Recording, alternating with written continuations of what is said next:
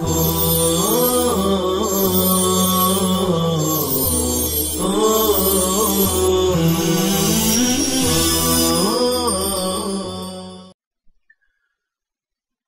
علیکم ورحمۃ اللہ وبرکاتہ۔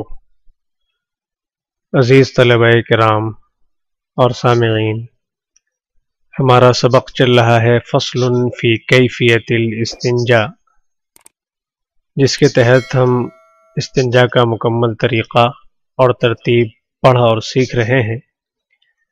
اس کے تحت 8 چیزیں بیان کی جا رہی تھی جو ہماری کتاب کی عبارت کے مطابق ہے، جس میں سے 4 یعنی پتھر کا استعمال اور اس کا طریقہ، پانی سے ہاتھ دھونا نمبر 2، انگلی کے اندرونی حصے سے نجاست کا کو ملنا، اور نمبر 4 انگلی کا استعمال۔ یہ 4 چیزیں بیان ہو چکی، بقیہ 4 چیز آج ہم انشاءاللہ پڑھیں گے۔ نمبر 5 پر ہے مبالغہ، استنجا میں مبالغہ یعنی اچھی طرح استنجا کرنا۔ نمبر 6 میں مقعد کو ڈھیلا چھوڑنا۔ مقعد آپ سمجھ میں نہیں آ رہا ہوگا، لیکن انشاءاللہ تشریح کے دوران یہ چیز سمجھ میں آ جائے گی۔ نمبر 7 فراغت کے بعد دوبارہ ہاتھ دھونا، اور نمبر 8 اٹھنے سے پہلے استنجا گاہ کو پوچھ لینا، روزے کی حالت میں اگر روزہ رکھا ہوا ہے تو یہ 4 چیزیں آج کے سبق میں انشاءاللہ ہم لوگ پڑھیں گے۔ تو آئیے ہم چلتے ہیں ان ابحاث کی طرف۔ نمبر 4 پر جو چیز ہے مبالغہ، نمبر 4 ہم پڑھ چکے ہیں، یہ ہماری نمبر 5 مبالغہ، یعنی مبالغہ کس کو کرتے ہیں؟ کسی بھی چیز کو اچھے طریقے سے کرنا، یہ مبالغہ ہے۔ لیکن یہاں مبالغہ استنجا میں، یعنی استنجا اچھے طریقے سے کرنا۔ اور یہ ہماری کتاب کی عبارت ہے وَيُبَالِغُ فِي التَّنظِيفِ حَتَّى يَقْطَعَ الرَّائِحَةَ الْكَرِيهَةَ، اور صفائی میں، ستھرائی میں، استنجا کرنے میں، ناپاکی کو دور کرنے میں، نجاست کو ہٹانے میں مبالغہ کرے۔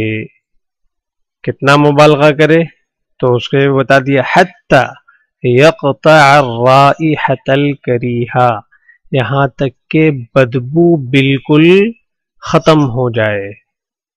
اس طریقے سے بالکل استنجا کرنا ہے، خانہ وغیرہ کے مقام کو اس سے فارغ ہونے کے بعد دھونا ہے کہ بدبو نہ ہاتھ میں باقی رہے اور نہ استنجا گاہ میں باقی رہے، اچھی طریقے سے اس کو کیا کر لیا جائے؟ دھو لیا جائے۔ اسی کو کہا وَيُبَالِغُ فِي التَّنظِيفِ حَتَّى يَقْطَعَ الرَّائِحَةَ الْكَرِيهَةَ۔ تو 5ویں نمبر پر جو ہمیں کرنا ہے وہ یہ کام کرنا ہے کہ اچھے طریقے سے ہم اپنے استنجا گاہ کو صاف کر لیں۔ 6 نمبر پر جو کام ہے وہ ہے مقعد کو ڈھیلا چھوڑنا۔ کسے کہتے ہیں مقعد؟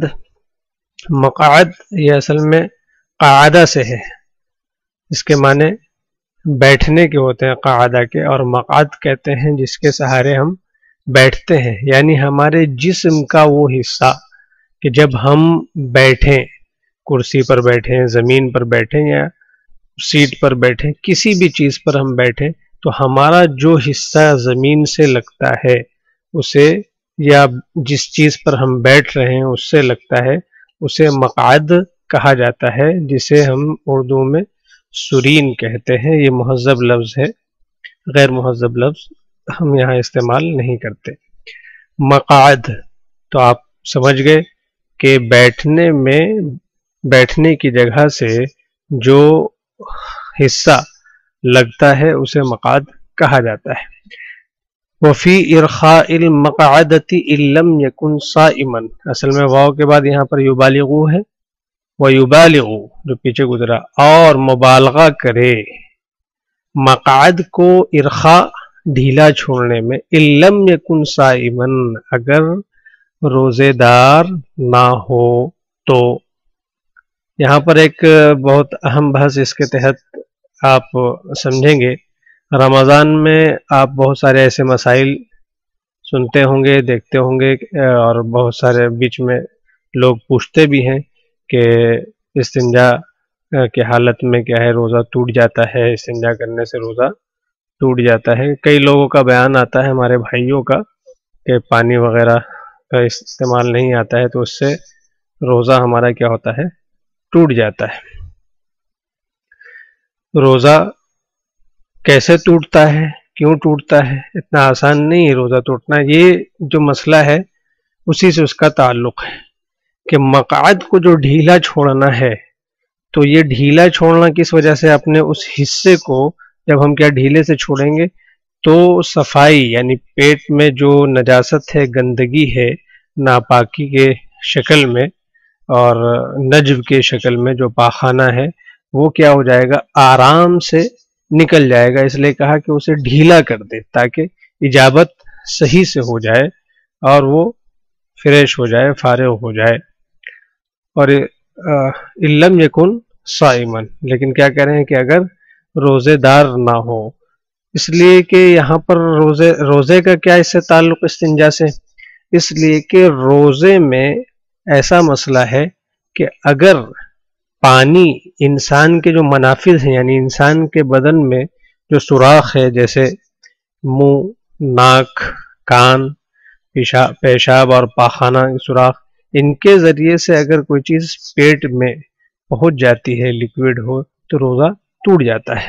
تو جب ہم استنجا کرنے کے لیے بیٹھ رہے ہیں اور اپنی استنجاگاہ کو دھو رہے ہیں تو وہاں پر یہ ہو سکتا ہے کہ ہماری کسی غلطی کی وجہ سے یا زیادہ مبالغہ کرنے کی وجہ سے پانی کیا ہو جائے، اندر چلا جائے، اور اندر جانے کے بعد روزہ ٹوٹ جائے. لیکن یہاں پر اس بات کو ذہن میں رکھیں کہ یہ معمولی سے جس دھونے سے کیا پانی اندر نہیں چلا جاتا ہے، بلکہ یہاں روزہ اس صورت میں ٹوٹے گا جبکہ پانی مخرج، یعنی جو سورین کا جو جگہ ہے، ان کی جگہ ہے، اس کے اندر میں ہمارے علماء لکھتے ہیں کہ جو اندر کا حصہ ہے، داخل مخرج ہے، یعنی جہاں پر یعنی گوشت دکھنے لگتا ہے، لال رنگ وغیرہ، وہاں تک اگر پانی پہنچے تب روزہ ٹوٹے گا، اور باہر ہے تو روزہ نہیں ٹوٹے گا. لیکن پھر بھی مسلک میں ہمارے احتیاط ہے، اس لیے بتا رہے ہیں کہ مقعد کو ڈھیلا تو چھوڑے، لیکن روزہ اگر نہ رکھا ہو تو روزے دار نہ ہو تو روزے کی حالت میں ڈھیلا چھوڑنے کی ضرورت نہیں ہے تاکہ پانی اندر نہ جائے. تو بہرحال تو یہ مقعد کو ڈھیلا چھوڑنا یہ اجابت کے لیے اور اچھی طریقے سے فارغ ہونے کے لیے، تاکہ استنجا اچھی طریقے سے ہو جائے. اور اگر روزے کی حالت میں ہے تو پھر اس سے احتیاط کرے تاکہ اس کا روزہ محفوظ رہے. تو یہ چھٹی چیز ہو گئی. 7ویں نمبر پر ہے فراغت کے بعد دوبارہ ہاتھ دھونا.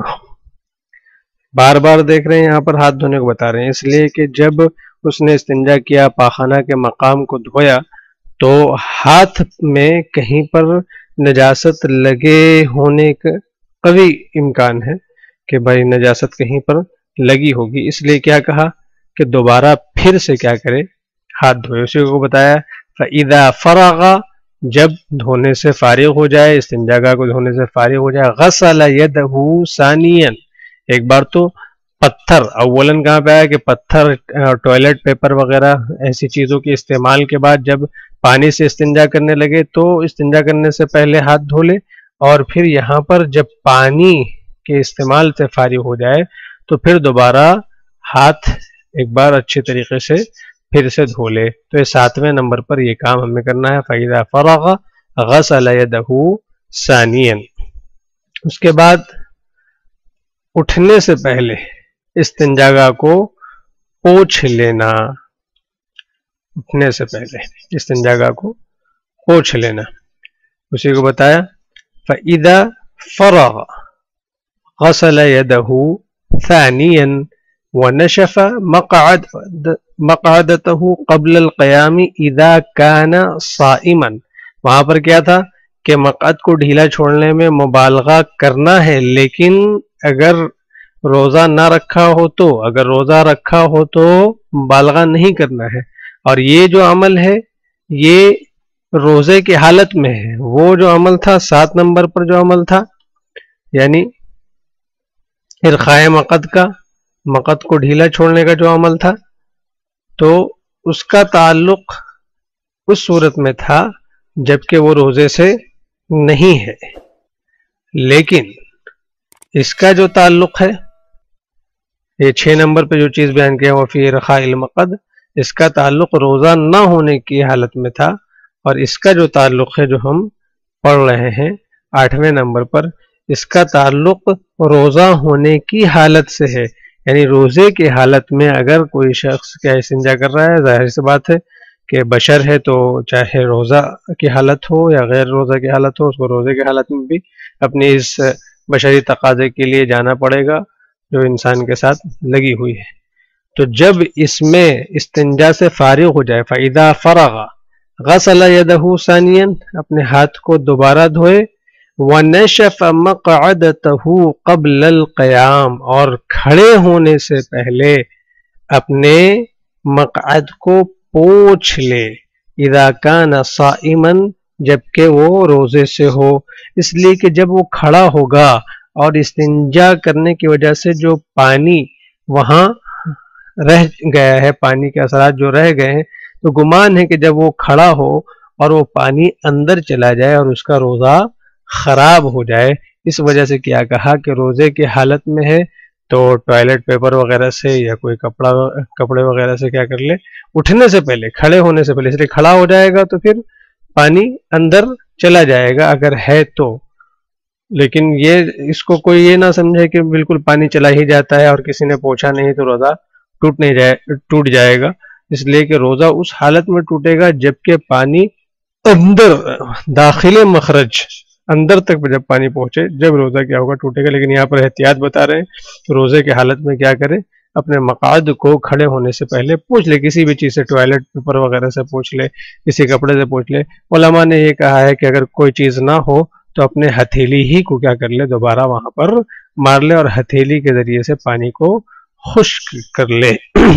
تو یہ جو استنجا کا طریقہ تھا، 8 طریقہ، یہ ہم نے کیا کر لیا، پڑھ لیا۔ گزشتہ سبق میں 4 طریقہ اور آج کے سبق میں 4 طریقہ ہم نے پڑھ لیا۔ اب انشاءاللہ ہم اپنی کتاب کی عبارت کو کیا کرتے ہیں، دیکھتے ہیں اور ترجمہ کرتے چلتے ہیں۔ تو آج جو ہم نے عبارت پڑھی وہ وَيُبَالِغُ فِي التَّنْظِيفِ حَتَّى يَقْطَعَ الرَّائِحَةَ الْكَرِيهَةَ وَفِي إِرْخَاءِ الْمَقْعَدَةِ إِن لَّمْ يَكُنْ صَائِمًا فَإِذَا فَرَغَ غَسَلَ يَدَهُ ثَانِيًا وَنَشَّفَ مَقْعَدَتَهُ قَبْلَ الْقِيَامِ إِن كَانَ صَائِمًا۔ لیکن ترجمہ پیچھے سے رہ گیا، اس لیے ہم پیچھے سے ایک مرتبہ ترجمہ کرتے جیسے، تو تشریح کے دوران ترجمہ آ چکا ہے لیکن کتاب سے ہم ایک مرتبہ اور پڑھ لیتے ہیں۔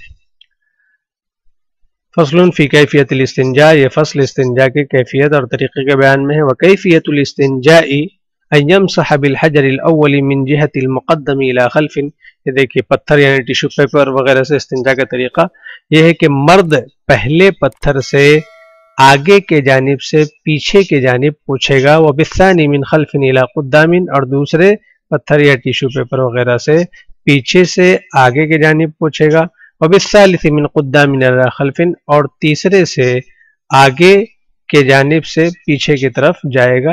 اذا كانت الخصیۃ مدلاتا، یہ جو ترتیب بتائی گئی ہے یہ اس صورت میں ہے جبکہ خصیہ لٹکا ہوا ہو، ڈھیلا ہو۔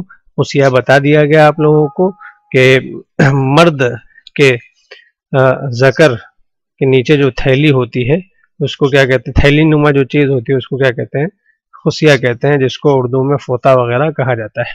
وَإِن كَانَتْ غَيْرَ مُدَلَّاتٍ، اور جب وہ لٹکا ہوا نہ ہو، يَبْتَدِئُ مِنْ خَلْفٍ إِلَىٰ قُدَّامٍ، تو پھر پیچھے یعنی پاخانہ کے راستے سے پیشاب کے راستے کی طرف پہنچتے ہوئے آئے گا پہلی مرتبہ میں۔ لِكَوْنِهِ أَبْلَغُ فِي التَّنْظِيفِ، اس لیے کہ صفائی میں یہ طریقہ زیادہ بہتر ہے، اس لیے بتائے گا کہ جب موقع ملے یعنی خصیہ جب ڈھیلا نہ ہو، لٹکا ہوا نہ ہو، تو پیچھے سے آگے کی طرف آئے تاکہ خصیہ ملوث بھی نہ ہو اور صفائی بھی اچھے طریقے سے ہو جائے۔ یہ تو مرد کا طریقہ ہو گیا پتھر استعمال کرنے. اب عورت ہر حالت میں آگے سے پیچھے کی طرف جائے گی, اسی کو بتا رہے ہیں. والمرأة تبتدئ من قدام الى خلف خشیۃ تلویث فرجها, اور عورت شروع کرے گی آگے سے پیچھے کی طرف, یعنی پیشاب آگے سے یہاں مراد قبل ہے اور خلف سے مراد یہاں پر دبر ہے. یعنی قبل یہ پیشاب کے راستے کو کہا جاتا ہے اور دبر یہ پاخانہ کے راستے کو کہا جاتا ہے. اور عورت آگے سے پیچھے کی طرف جائے گی اپنی شرمگاہ کے ملوث ہونے کے اندیشے سے کہ اگر وہ پاخانہ کی طرف سے پہلی مرتبہ پہنچتے ہوئے آگے کی طرف آتی ہے تو اس کی شرمگاہ کیا ہو جائے گی, ملوث ہو جائے گی, یعنی اور زیادہ ناپاکی بڑھ جائے گی. ثم یغسل یدہ اولا بالماء, اور پھر یعنی پوچھنے کے بعد پتھر کے استعمال کے بعد اپنے ہاتھ کو پانی سے پہلے دھوئے گا. ثم یدلک المحل بالماء, پھر محل نجاست کو پانی کے ذریعے سے ملے گا. بباطن اصبع او اصبعین, ایک انگلی سے یا دو انگلی سے, او ثلاثۃ, یا تین انگلی سے, ان احتاجہ اگر ضرورت ہو. اگر ضرورت نہیں ہے, دو انگلی سے ضرورت پوری ہو جا رہی ہے تو پھر تیسری انگلی کو لگانے کی ضرورت نہیں ہے, اس لیے کہ اصول بتا دیا گیا. وتنجیس الطاہر بغیر ضرورت لا يجوز, پاک چیز کو بلا ضرورت ناپاک کرنا یہ درست نہیں ہے. وَيُسَاعِدُ الرَّجُلُ إِصْبَعَهُ الْوُسْطَىٰ عَلَىٰ غَيْرِهَا فِي ابْتِدَاءِ الْاِسْتِنْجَاءِ, اور مرد اپنی درمیانی انگلی کو دوسری انگلیوں کے مقابل استنجا کے شروع میں قطرے اٹھائے گا. ثُمَّ يُسَاعِدُ بِنْسَرَهُ, اور پھر اپنے بنسر یعنی انگوٹھے کی طرف سے چوتھی والی انگلی کو کیا کرے گا, اٹھائے گا. ابتدا میں بیچ والی انگلی اٹھائے گا تاکہ گیپ ہو جائے, انگلیوں کے درمیان گیپ ہو جانے کی وجہ سے اور فاصلہ ہو جانے کی وجہ سے نجاست بہہ کر آسانی سے نکل جائے. ولا يقتصر على اصبع واحدة, ایک انگلی پر کوئی بھی اکتفا نہ کرے کیونکہ اس سے بیماری پیدا ہوتی ہے. والمرأة تساعد بنسرها واوسط اصابعها معا ابتداء, اور عورت اپنی بنسر کو اور درمیانی انگلی کو یعنی بیچ والی انگلی کو اور اس کے بغل والی یعنی انگوٹھے کی طرف سے چوتھے والی انگلی کو شروع ہی سے اٹھائے گی. خشیۃ حصول اللذتی, کیونکہ ایک انگلی اگر ہو تو اسے لذت حاصل ہونے کا یعنی شہوت حاصل ہونے کا اندیشہ ہے کہ ایک انگلی اس کی شرمگاہ وغیرہ میں جا سکتی ہے. اب آج جو ہم نے سبق پڑھا, اتنی عبارت جو تھی یہ گزشتہ کے سبق سے متعلق تھی. آج کے سبق کی عبارت ہے وَيُبَالِغُ فِي التَّنظِيفِ حَتَّى يَقْطَعَ الرَّائِحَةَ الْكَرِيهَةَ, اور صفائی ستھرائی میں استنجا کرنے والا خوب مبالغہ کرے یعنی خوب اچھی طریقے سے صفائی کرے یہاں تک کہ بدبو کو وہ بالکل ختم کر ڈالے. وفی ارخاء المقعدۃ ان لم یکن صائما, اور اسی طریقے سے مبالغہ کرے گا مقعد کو ڈھیلے چھوڑنے میں, سورین کو ڈھیلا چھوڑنے میں, ان لم یکن صائما, اگر روزے دار نہیں ہے, کیونکہ روزے دار ہونے کی صورت میں اگر مقعد کو ڈھیلا چھوڑے گا تو پانی اندر جانے کا اندیشہ ہے اور پانی اندر جانے سے اس کا روزہ ٹوٹ جائے گا. فاذا فرغ, اور جب استنجا بالماء سے فارغ ہو جائے, غسل یدہ ثانیاً, تو اپنے ہاتھ کو دوبارہ کیا کرے گا, دھوئے گا. ونشف مقعدتہ قبل القیام ان کان صائما, اور اگر روزے کی حالت میں ہے تو اٹھنے سے پہلے اپنے مقعد کو دوبارہ دھو لے گا. تو یہ ہم نے استنجا کا مکمل طریقہ جو 8 چیزیں تھی اسے ہم نے کیا کر لیا, پڑھ لیا. وہ 8 چیزیں کیا کیا تھیں آپ ایک مرتبہ پھر سے ہم دیکھ لیتے ہیں. سب سے پہلے تو ہم نے پتھر کا استعمال اور اس کا طریقہ, دوسرے نمبر پہ پھر سے استعمال کے بعد پانی سے ہاتھ دھونا, تیسرے نمبر پر انگلی کے اندرونی حصے سے نجاست گاہ کو ملنا, اور چوتھے نمبر پر مرد انگلی کا استعمال کیسے کریں, عورتیں کیسے کریں, اور پانچویں نمبر پر اچھے طریقے سے استنجا کرنا, اور چھٹے نمبر پر مقعد کو یعنی سورین کو ڈھیلا چھوڑنا, اور ساتویں نمبر پر فراغت کے بعد دوبارہ ہاتھ دھونا, اور آٹھویں نمبر پر اٹھنے سے پہلے استنجا گاہ کو پوچھ لینا روزے کی حالت میں. تو یہ ان چیزوں کو ہم نے استنجا کے طریقے میں ترتیب وار ہم نے پڑھ لیا. اب اگلا سبق ہمارا ہوگا فصل فی آداب الاستنجا و مکروہاتہ, یعنی استنجا میں کیا کیا چیز مکروہ ہے اور استنجا کے آداب کیا ہیں. انشاءاللہ اس کو ہم اگلے سبق میں پڑھیں گے. سبحان اللہ و بحمدہ, سبحانک.